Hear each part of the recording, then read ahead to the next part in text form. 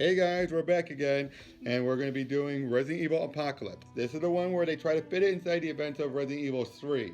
You're going to have, I forget the actress' name, but you're going to have Jill, a actress playing Jill, who, she takes this role very seriously, to the point where she studies Jill's mannerism, you know, how she walks with the gun and everything, or how she holds it up. So you can tell this is an actress who really gets it. Unlike other cases where this would have been a star derailing role, you would think, this was a star making role for her.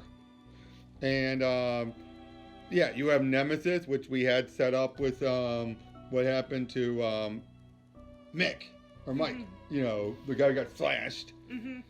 A bit hesitant on that one because Nemesis is such a badass monster. I'm curious to how they make him look in here. Yeah, but this is also when we're starting to get the Uber Alice. So get ready for that one. All right. So we'll see how it is. We'll catch you guys on the other side.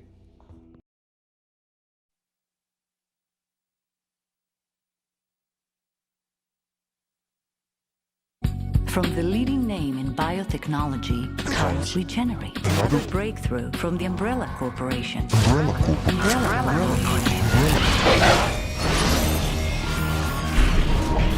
My name is Alice. I worked for the Umbrella Corporation. There was an accident, and everybody died. The trouble was, they didn't stay dead. In the pursuit of human perfection, accidents will happen. There's been an incident. How bad is it? We're reopening the hive. I want to know what went on down there. Sir, there's something in here. The infection is spreading faster than anyone could have anticipated. Seal the gates. Our men are still out there. Just do it. We're expendable assets. And we've just been expended. Now, those left behind We're gonna take you home. must battle an enemy that will not die. What was that? We're gonna need more ammo. Move! I'm good. But I'm not that good. They did something to me. They changed me. And one corporation The Nemesis is now fully activated. will do everything to bury its dark secret. You know exactly how far Umbrella will go. I used to work for them. I learned the error of my ways.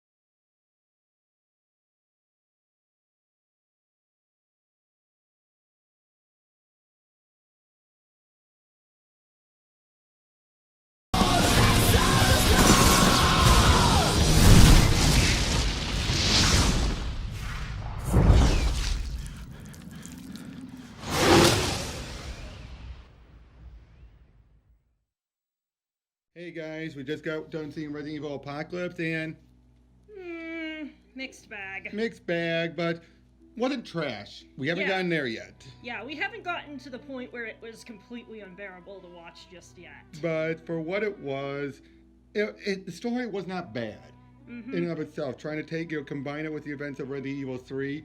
The direction, though, unfortunately, because Paul W.S. Anderson was too busy with Alien vs. Predator, he couldn't direct this. The director he got was not that good. No, not really. Not really at all. Now, granted, I don't know what would have happened if Anderson was on here. He probably would have given Alice more to do, but you can already tell this is the problem. We start to get the problem with Alice, right? She's a Sue. She's a complete utter Mary Sue, isn't she? Like, nothing really goes wrong for her, and everything seems to focus around her. When really, it should have been about Jill. Or it shouldn't have really focused on the characters at all, because this isn't really necessarily so much a character-focused story as it is focused on, like, the greater phenomena Of the zombies. The zombies and the virus itself, and it's just like, you're expecting people to die a lot in this. Oh, and they do.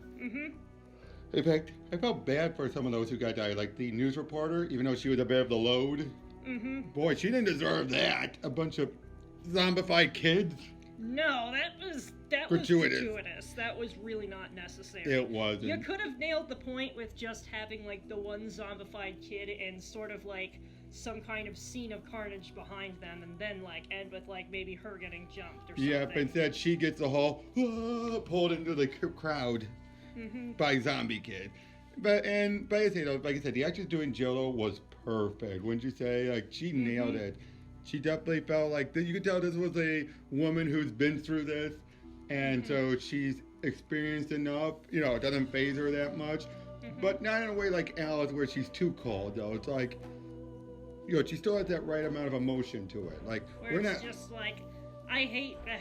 It's like I hate that I have to be in this situation, but hey, someone else has got to do the dirty. Someone's got to do that dirty work. Yeah. And then even when Alice is saying we gotta put your friend down, he's been bitten. She's basically like, oh no. I know I will put him down when we need to, but we could still use his help. Which they do for a little while. Not that long, but still. And then, once again, we get the whole idea of the cure, but we do get some explanations. Like, unlike in the games where the virus was always a virus. Always. Here, it wasn't. It actually was meant for medical purposes. It just got retrofitted into let's make them into zombies and all that. And then, and this is where it gets to a bit of an issue. Now, in the games, this is me telling this, in the games, it turns out the T virus was spawned based off of a bigger virus, basically known as like the mother virus. I think it was something like that. It was basically, there was a big virus that they had found long ago, and that any other viruses after then were spawned off of that, based on that virus. So, having be the T virus does all this awesome stuff, it's not far off, but you don't use the T virus as the basis. You get what I mean? It's like they're basically saying instead of having there was this ancient virus that they've been utilizing and reworking every time, they're just utilizing, the T virus could do all this stuff somehow. Yeah. And that is where a lot of the problems come from. Especially with Alice's superpowers, right? Yeah, it's just like, this is literally the only case of this happening out of anybody. Like, there's some people that have held it off a lot longer than others, although they're others much more go way too quickly. Yeah, they're really inconsistent with like the virus itself, especially after they had done such a great job setting up like its limitations within the first movie. And especially the cure too. When you have the point where Alice asks Carlos, "How long have you been bitten?" 3 hours. Well, it's your lucky day. Rain was bitten a lot less longer. Now, granted. Do you think maybe Rain getting bitten more than once could have done that? Yeah, it's just like, it's a lot harder to get rid of it when you've got a lot more contagion in your body. So that could be the reason. Although the Red Queen made it seem like it was guaranteed, but who knows? But I would definitely say this had a very karmic death for the bad guy. As dumb as he was beyond, do we need the guy? But it was so karmic. Everything went belly up for him. Yeah, he ended up getting pushed into a crowd of zombies, and he tried to kill himself by shooting himself, but he was out of bullets. So and then he gets bitten by the scientist who he shot earlier. But I love Alice's line when he's like saying, "Killing me won't change anything." No, but it's a start. Yeah, that was one of the high points. That was a great. Now, I gotta say, Nemesis is the biggest mixed bag here, because let me tell you, Nemesis. In the games, he's punching through walls. He's, has tentacles in his arms and everything. Nothing like what you see here. He just seems like a guy that is especially bulky and has a big machine gun. Or rocket launcher. But yeah, now he looked great, I would say. For using prosthetics and not CGI, he looks very good. But for the most part, yeah. And then the ending, of course. They went on too long with that ending. Yeah. I mean, I'm not surprised Umbrella covered it all up despite the footage.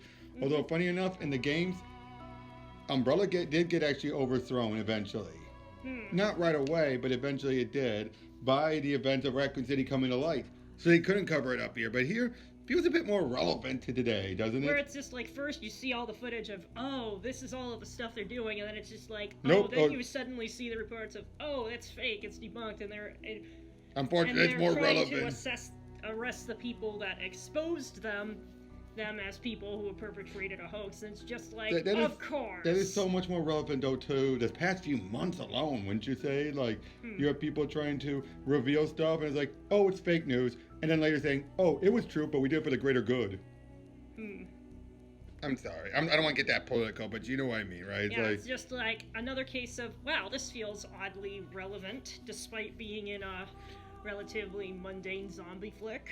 Which, that's what this was. The last one, which, now, again, I hate to say it, I blame the director. The direction is what a lot of the problems come from. Because it's not like the ideas were bad. Oh, no, and the writing, it still feels a little fan-fiction-y, but wasn't horrible. It's the execution. And unfortunately, when you have Anderson, now, would Anderson have made it better? I don't know. We'll never know. But, yeah, next we're going to go into Extinction, which you think this was one thing. Let me just put it this way. Next one, it's starting to go post-apocalyptic already by the next movie. Oh, boy. So we'll see how it is on that end. Catch you guys later.